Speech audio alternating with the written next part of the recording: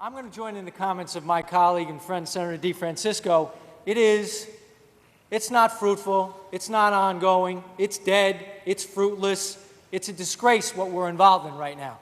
Now, I'm going to touch on something that Senator DeFrancisco briefly touched on. Reality is, we are at a crossroads. We're out of cash. We are out of cash. And the way we staved off the inevitable was in a temporary way by saying the $2.3 billion that was supposed to go out June 1st to our school districts, who have been clamoring for the money, we're not paying it because we don't have it. And then on top of that, we take $500 million from the short-term investment pool. And I know in some respects this is absolutely tedious to listen to, but it is so incredibly important. We took $500 million from that fund, and last year, in the budget, we made this funky little change that allowed some of this to happen. Last year, before we enacted the budget, any money that was ever borrowed from that pool had to be paid back within the same month. That's not the rule anymore. Now it can be done crossed over months.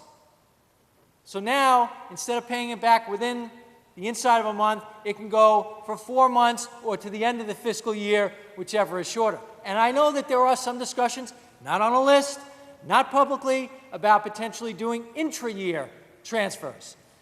The head of the division of the budget is quoted as late as this afternoon.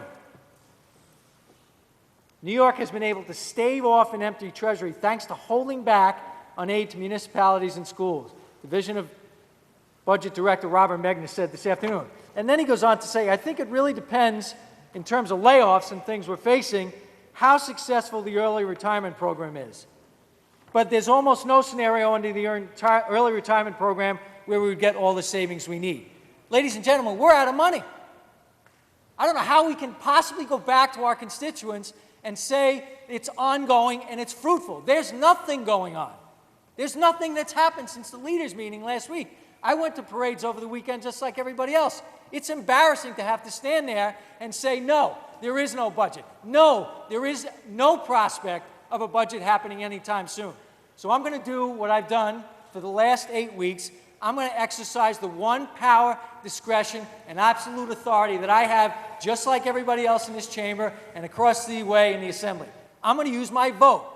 That's the one thing that makes me as powerful as any leader, any chair in either house. And I'm going to vote no because it's ridiculous that we're letting this charade and this folly go on. The taxpayers deserve a lot better and a lot quicker.